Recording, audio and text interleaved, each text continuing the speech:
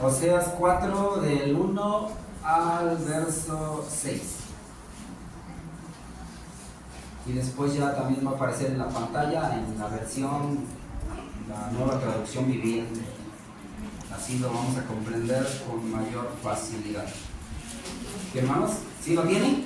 Les pido que se pongan de pie. Si lo tienen, vamos a leer con muchas ganas, con mucho entusiasmo lo que dice Dios a través, lo que dijo Dios a través del profeta Oseas.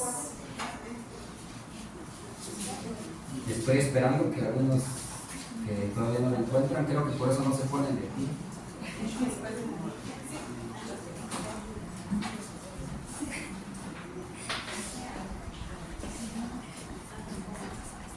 ¿Sí, mis hermanos?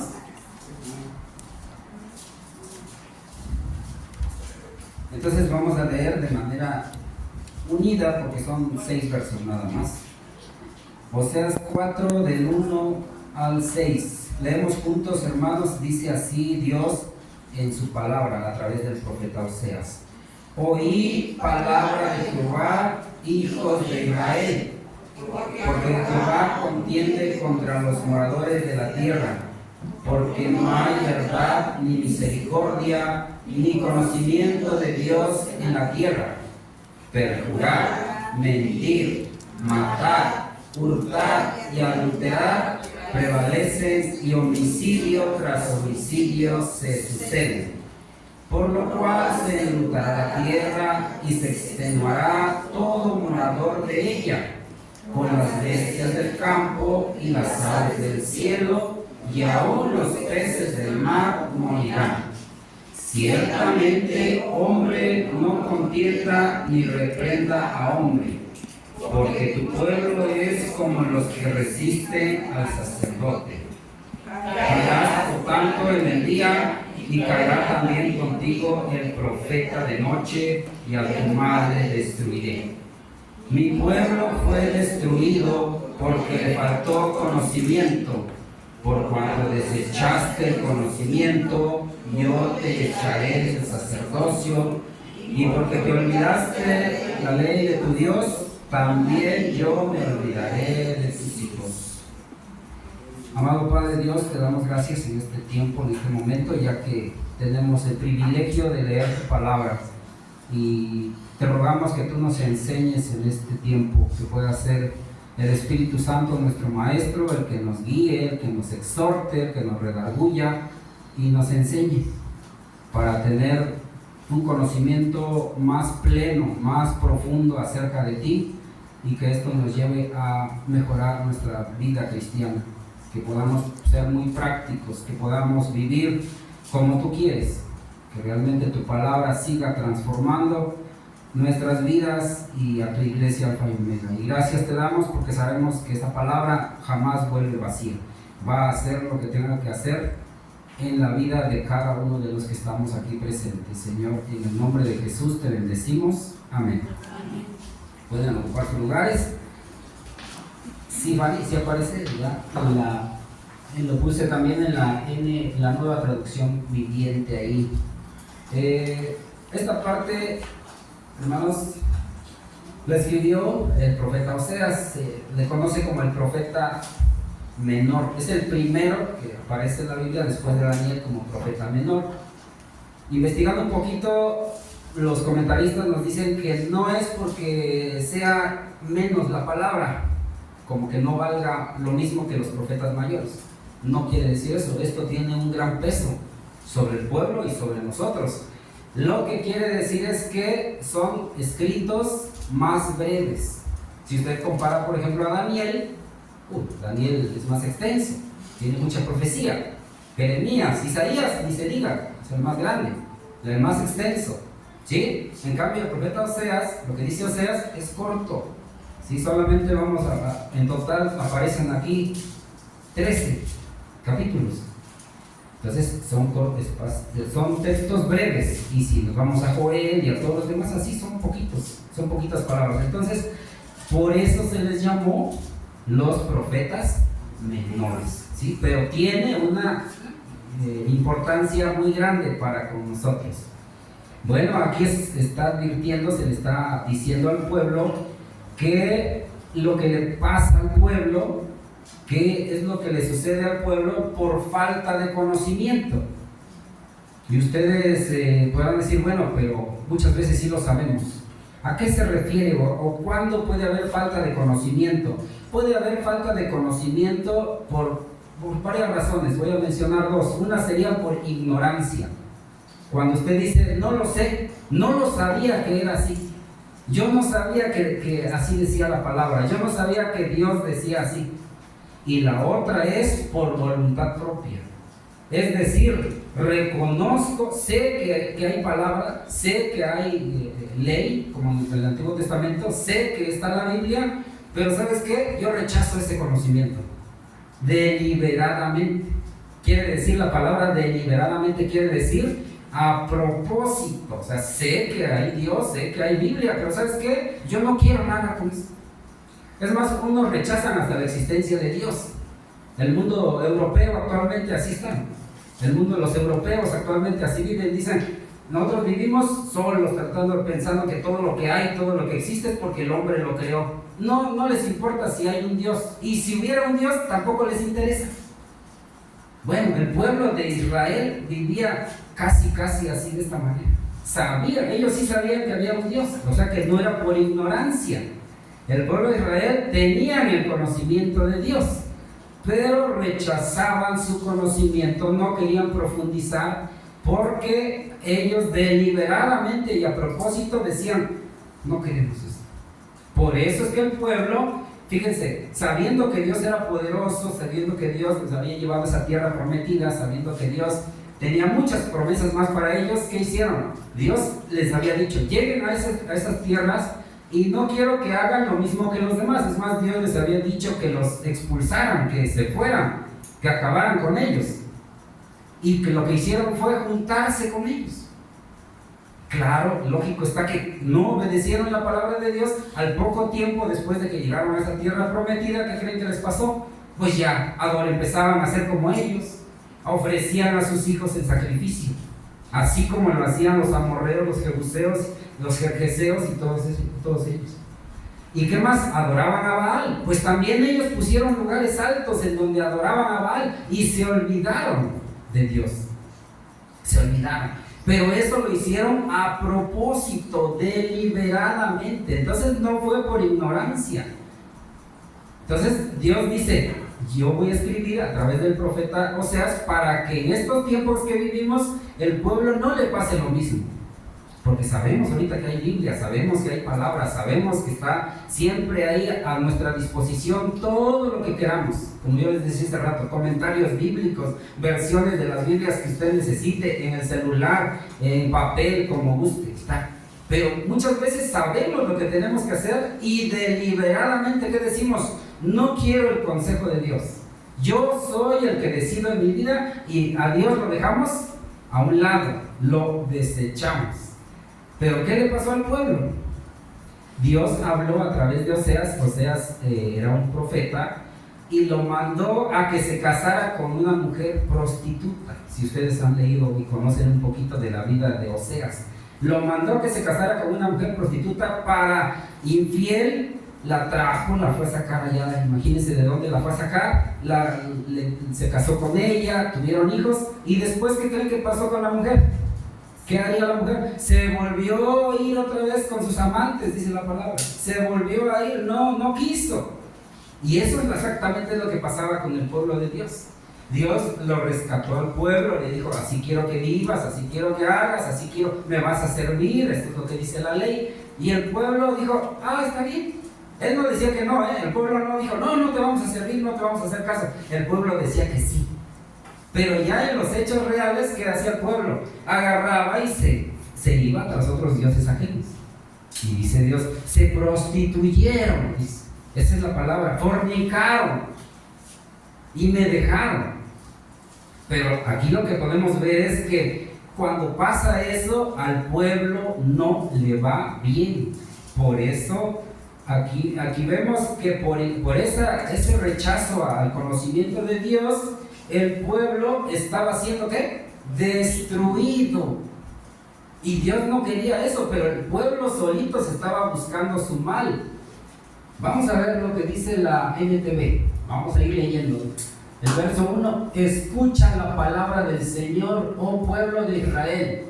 El Señor ha presentado cargos en tu contra, diciendo: no hay fidelidad, ni bondad, ni conocimiento de Dios en tu tierra. ¿Sabe? Es lógico que cuando uno se aparta de las cosas y no quiere, sabiendo de que hay palabra de Dios y que la palabra de Dios me va a transformar, y no quiero, es lógico que eso va a pasar. No va a haber misericordia, no va a haber verdad, al contrario, va a haber mentira, ¿sí? Y no va a haber ese consejo de Dios porque yo lo rechazo. Entonces, eso es lo que estaba pasando en la primera parte, donde nos habla acerca de lo que pasaba con el pueblo de Israel. En el verso 2 ahora dice lo siguiente: haces votos, los rompes, o sea, compromisos. Como cuando usted y yo venimos acá y decimos: sí, no, ahora sí, el llamado y la predicación estuvieron muy buenas, el pastor tuvo pedos, lo usó Dios, de verdad ahora sí me quebranté, pero salimos nada más y se nos olvida.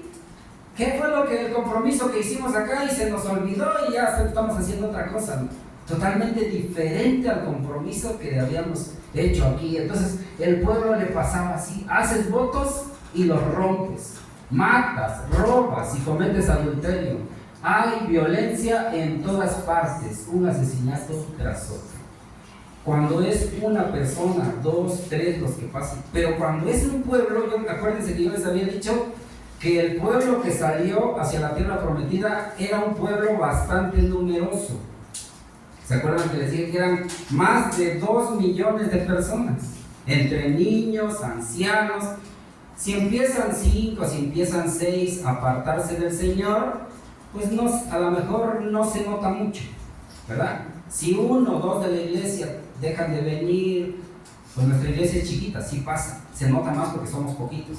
Pero el pueblo de Israel es diferente. Pero si ya no eran 5 ni 10 los que hacían esto, ahora ya cada vez eran más, ahora ya 100,000 personas, 200,000, 500,000 de judíos ofreciendo a sus hijos en sacrificio a Baal, a las imágenes, a los ídolos. Imagínense, cada vez más y más personas, porque eso desafortunadamente se contagia.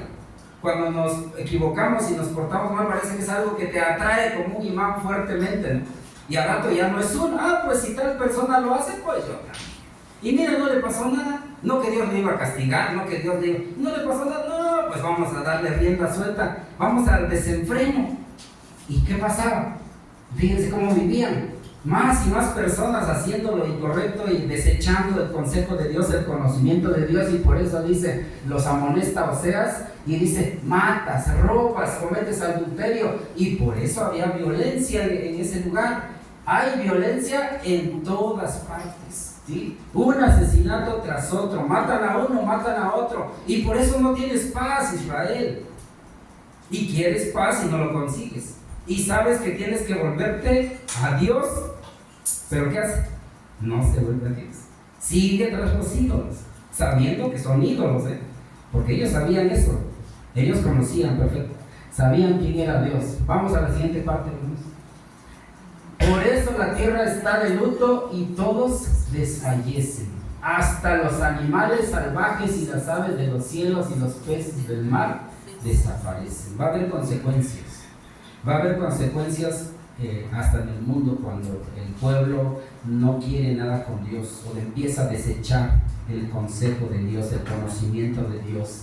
Cuando Dios lo que quiere es lo contrario. Dios quiere que nosotros busquemos más de Él, que lo conozcamos más, que tengamos más tiempo de intimidad con Dios, que pasemos más momentos de intimidad. Eso es lo que Dios quiere, que estemos más cerca de Él, porque Él sabe que en el mundo gobierna el enemigo. Claro, no por encima de Dios, pero sí tiene cierto poder el enemigo, y por eso Dios no quiere que nos vaya mal en este mundo. Pero si nosotros nos alejamos, estamos dando pie a que eso suceda. Por eso dice Santiago: acercaos a Dios y el diablo huirá de vosotros. Entonces, acércate a Dios. En lugar de que te alejes de Dios, acércate a Dios. Siguiente verso, por favor. No señales a otro para echarle la culpa. muy común, ¿no? De que nos llegue a pasar. ¿Y por qué hiciste eso? Y buscamos aquí echarle la culpa. Esto pasaba también con el pueblo de Israel. No es que los de Judá, no es que la tribu de Benjamín, no es que el sacerdote, los líderes. También hay un reproche ahí para los líderes, porque eran los sacerdotes, también los dirigentes. Cuando hicieron el becerro de oro, ¿qué pasó? ¿Se acuerdan ustedes de esa historia del becerro de oro? ¿Quiénes eran los líderes? Moisés y ¿quién más? Su hermano. ¿Y cómo se llamaba su hermano? Aarón. Y Moisés pues se fue al monte a recibir las tablas, ¿verdad? Ya los mandamientos, pero no se tardó un ratito, se tardó mucho tiempo. Y pues el pueblo empezó, ¿y por qué no viene Moisés? ¿Y por qué no viene Moisés? Y ya se tardó mucho ese Moisés, ¿no se habrá muerto ya? No viene Moisés, ¿qué le habrá pasado?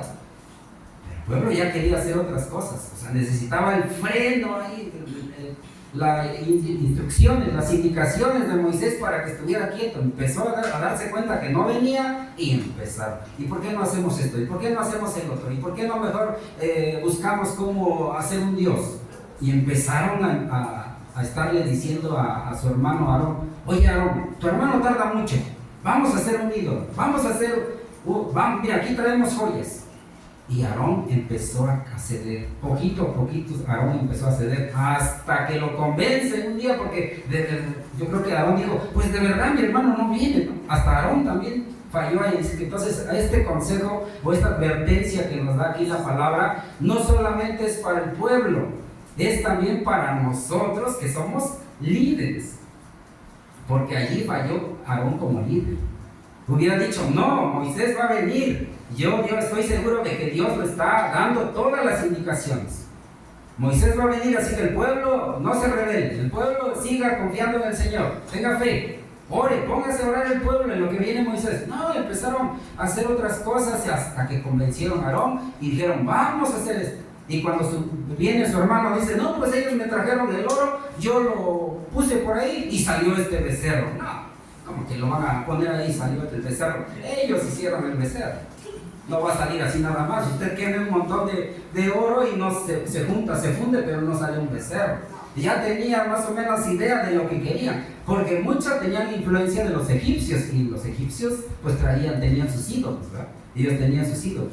Entonces se pervirtió el pueblo, y entonces el reproche es para todos aquí, incluyendo a los sacerdotes, a los líderes, que eran los encargados de llevar la alabanza, de llevar los sacrificios. Dice: no señales a otro para echarle la culpa. Pueblo, mi queja, sacerdotes, también es contra ustedes. Así que hermanos, también ustedes, el pastor ha dicho: oren por los líderes, oren por el pastor, oren por todos. También a veces nos equivocamos, también estamos expuestos a fallar, pero el pueblo tiene que respaldarnos, así como hacían allá en Hechos, en el Nuevo Testamento, cuando Pedro estaba encarcelado. ¿Qué hacía la iglesia? ¿Sí, verdad? La iglesia oraba fervientemente, la iglesia, por Pedro, de manera que Pedro salió de la iglesia, de la cárcel, y se vino a donde estaban orando. Eso es lo que tiene que ser la iglesia. Por eso es: oren por el pastor, sí; oren por el hermano, sí. ¿Verdad, hermanos? Vamos a seguir orando, porque estamos viviendo tiempos muy complicados, pero el Señor nunca nos va a dejar. Siguiente, dice: así que tropezarán en plena luz del día, y sus falsos profetas caerán con ustedes durante la noche. Porque también en ese tiempo había como 3 profetas. Oseas era uno de ellos. Había como 3, porque el pueblo se había dividido: el reino del norte, el reino del sur, y había entre ellos, el mismo pueblo de Israel estaba dividido, se había dividido. Entonces les dice Dios: van a tropezar, aunque haya luz, van a tropezar. ¿Y saben por qué van a tropezar? Porque han desechado mi consejo, porque se han olvidado de mí. Eso es lo que les dice. Y vamos al otro verso. Ahí está: mi pueblo está siendo destruido porque no me conoce, así como ustedes, sacerdotes, se niegan a conocerme. ¿Sí? O sea, ni el pueblo, el sacerdote se preparaba. Sí, imagínense. Yo me niego a reconocerlos como mis sacerdotes. Yo, ya que olvidaron la ley de su Dios, me olvidaré de bendecir a sus hijos.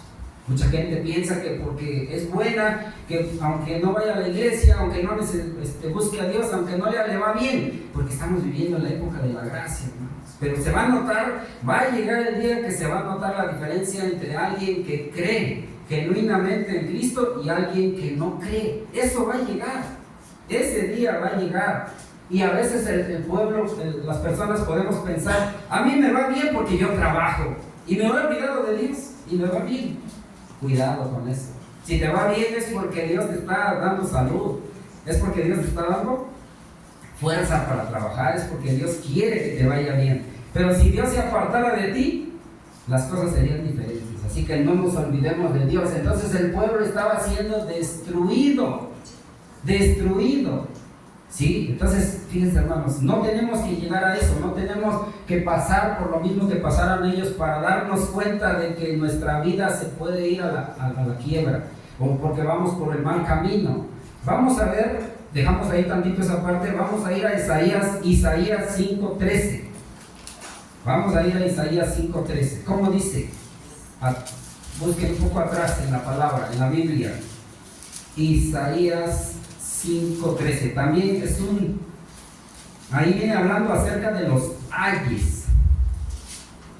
¿Qué son los ayes? Lamentos, ¿verdad? Los ayes son lamentos. Ayes sobre los malvados, dice la palabra en Isaías 5:13. Vean cómo dice. ¿Leemos juntos? ¿Sí lo tienen? Bueno, juntos, ¿cómo dice? Por tanto, mi pueblo fue llevado cautivo porque no tuvo conocimiento, y su gloria pereció de hambre, y su multitud se secó de sed. Mi pueblo, fue llevado cautivo.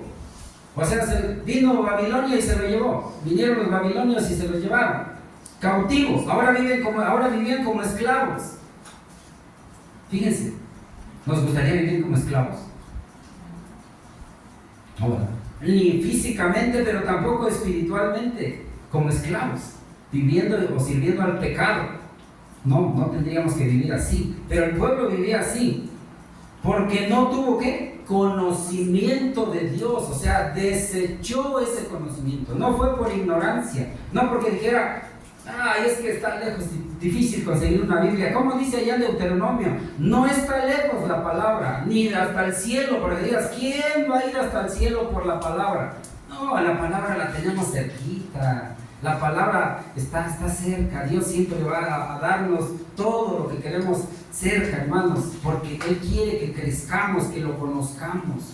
Entonces el pueblo estaba siendo llevado cautivo, y en la otra parte nos dice que el pueblo estaba siendo destruido porque le faltaba ese conocimiento profundo, ese conocimiento más genuinamente de Dios. Y cuando una persona ya profundiza y conoce más y más de Dios, ahora sí ya no lo va a dejar. Pero en esta etapa donde el pueblo era capaz de dejar a su Dios y lo estaba haciendo. ¿Qué hace el hombre cuando se aleja de Dios? Dice en Mateo 12:30, el que no es conmigo, contra mí es, dice Mateo. Y el que conmigo no recoge, desparrama, dice la Reina Valera. Y la Nueva Traducción Viviente dice, el que no está conmigo, a mí se opone. Fíjense. O sea, no hay para dónde hacerse. O estás con Dios, escúchame bien, o estás con Dios o estás en contra de Dios. No se puede que digas, yo me alejo, pero ¿sabes qué? De lejitos, yo no te ofendo, Señor, yo no necesito de ti, pero no te ofendo, esto, no. Dice la palabra, dice Jesús allá en Mateo, el que no está conmigo, a mí se opone, o está contra mí. Y el que no trabaja conmigo, en realidad trabaja en mi contra. Fíjate. Si le estás sirviendo a Dios, estás sirviéndole a Dios, pero si no le estás sirviendo a Dios, dice la palabra que estamos en su contra. Así dice ese verso. O sea, ¿qué tanto estamos sirviendo a Dios? Porque a eso se refiere. Si estamos sirviendo a Dios, estamos con Él. Dice, y el que no trabaja conmigo, eso es lo que quiere decir la otra parte que yo les dije, que dice la Reina Valera, el que conmigo no recoge, desparrama. Pero como no se entiende muy bien esa parte, lo busqué con otra traducción, y en esa traducción dice, y el que no trabaja conmigo, en realidad trabaja, ¿qué? En mi contra. Por eso les digo que no hay para dónde hacerse, hermanos. ¿Qué tenemos que hacer? Buscar a Dios, servirle a Dios. Buscarlo, conocerle y servirle a Él. Porque si no le buscamos, vamos a buscar otra cosa. Y si no estamos con Él, estamos en contra de Él. Y si no trabajamos para Él, estamos en contra. Estamos en contra de Él. Es lo que dice la palabra. No lo digo yo, lo busca con calma. Ahí está en Mateo 12:30. Ahí dice esa parte que hemos buscado. Ahora, les voy a dar otros versículos en donde la Biblia nos exhorta bastante y en donde tenemos que conocer. Nos vamos a ir un poco rápido, son muchos. Voy a darles dos para que los busquen y ya los demás los voy a leer yo. Sale, de este lado ayúdenme buscando Colosenses 1:9 y de este lado San Juan 17:3. Y ya los demás los voy a leer yo. Repito, de este lado Colosenses 1:9, los de mi derecha, está Irving. Y de este lado está mi hermano Cheo, Juan 17:3. Porque son muchos. La Biblia está llena, está repleta de versículos en donde Dios dice, conóceme, busca mi conocimiento. Yo quiero bendecirte, pero para que yo te bendiga, te voy a bendecir. Si tú me conoces, te va a ir mejor. Si estás cerca de mí, te va a ir mejor. Entonces tenemos que esforzarnos en conocer a Dios, porque ya leímos que si no, el pueblo fue destruido y Dios no quiere que seamos destruidos. Recuerden lo que dice San Juan 10:10 en la primera parte. San Juan 10:10 dice que el ladrón no vino sino ¿para qué? Para matar, robar y destruir. Y ahí se cumple la palabra, hermanos. El ladrón no vino sino para matar, robar y destruir. Pero gracias a Dios porque está la segunda parte de ese versículo que dice, yo he venido para que tengan vida y para que la tengan en abundancia. Y eso es lo que Dios dice. Pero para eso hay que conocerle. ¿Alguien se puede parar o se pueden parar mis hermanos de acá y leen Colosenses 1:9? ¿Cómo dice? Por lo cual también nosotros, desde el día que lo oímos, no cesamos de orar por vosotros y de pedir que seáis llenos del conocimiento de su voluntad en toda sabiduría e inteligencia espiritual. Gracias, hermanos. Pablo les habla a los colosenses y dice, no he parado de orar por ustedes y de rogar para que sean llenos del conocimiento de la voluntad de Dios y de toda sabiduría. Porque eso nos va a llevar a estar fortalecidos y en las luchas y en las pruebas a no caer y a que no seamos destruidos, hablando espiritualmente, ni físicamente, porque también la bendición viene también de manera, la prosperidad o la bendición viene también de manera física, hermanos. Pero tenemos que buscar ser llenos del conocimiento de la voluntad de Dios.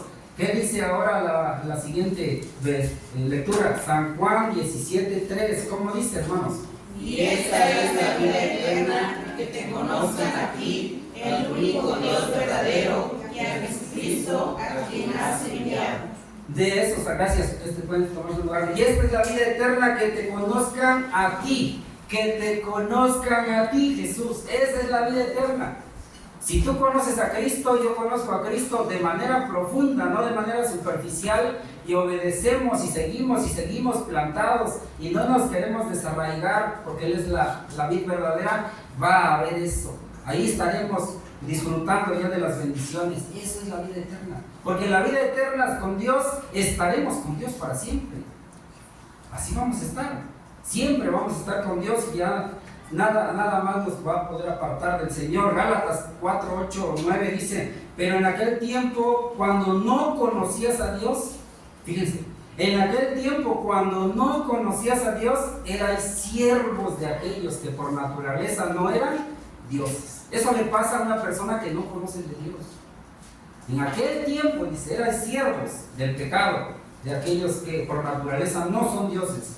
Efesios 1:17 dice que el Dios de nuestro Señor Jesucristo, el Padre de gloria, os dé espíritu de sabiduría y de revelación de un mejor conocimiento de Él. ¿Cuánto se interesó el apóstol Pablo para que el pueblo, las iglesias que él fundaba, fueran llenas de ese conocimiento de Dios? Porque él sabe que allí está la bendición, allí está lo bueno, hermanos.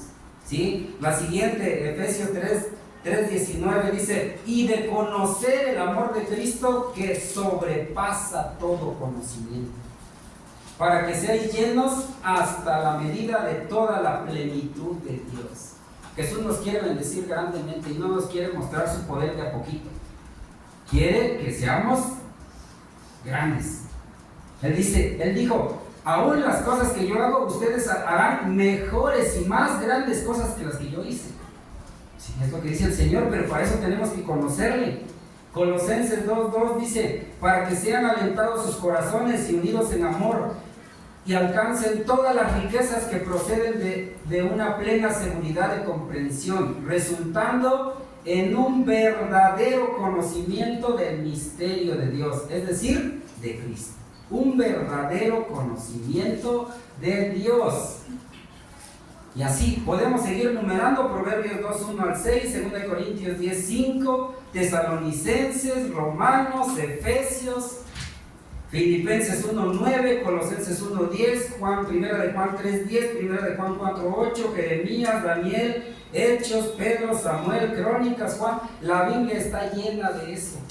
Sí, hermano, la Biblia, porque Dios quiere que tú no deseches el conocimiento, que tú conozcas de Dios, que conozcas más de su palabra, porque al conocer de su palabra y conocer más a Dios, te vas a enamorar de Él.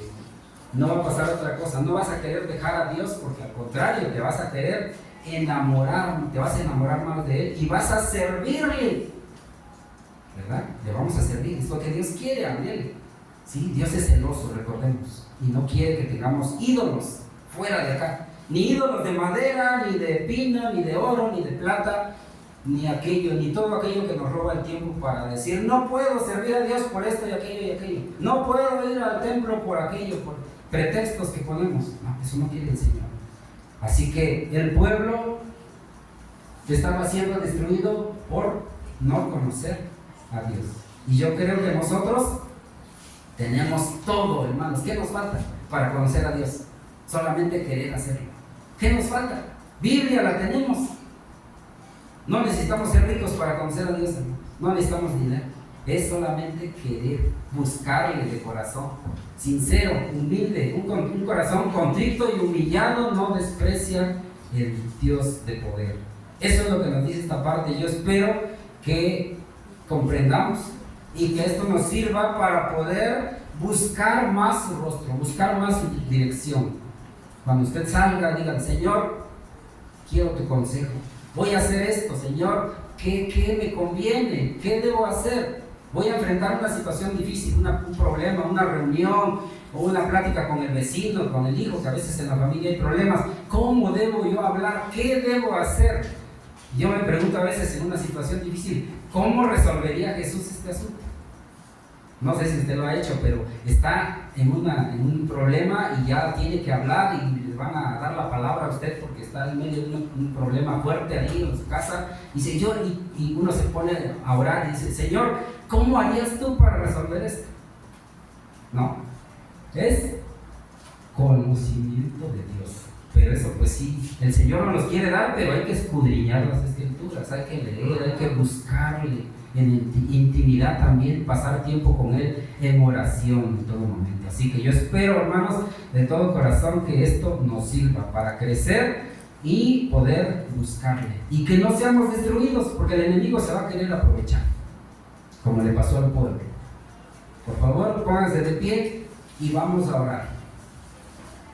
Qué bueno que los veo muy concentrados en lo que se pudo dar esta mañana. Vamos a orar y darle gracias a Dios. Amado Dios, te doy muchas gracias por la vida de mis hermanos, por la vida que tú me permites, tu palabra. Y deseo Señor, y tú, yo sé que tú lo anhelas, Señor, porque esto viene de ti, lo que hemos leído aquí en Oseas, en Jeremías, en Isaías, en el Nuevo Testamento también. Tú anhelas que nosotros podamos conocerte más en toda esa plenitud, Jesucristo, no de manera superficial, no de manera solamente por temporada, Señor, o cuando estamos en problemas nada más. No, tú quieres que nosotros podamos buscar tu rostro siempre, siempre, en todo momento. Gracias porque tú te interesas en nosotros, amas a tu iglesia y somos valiosos para ti.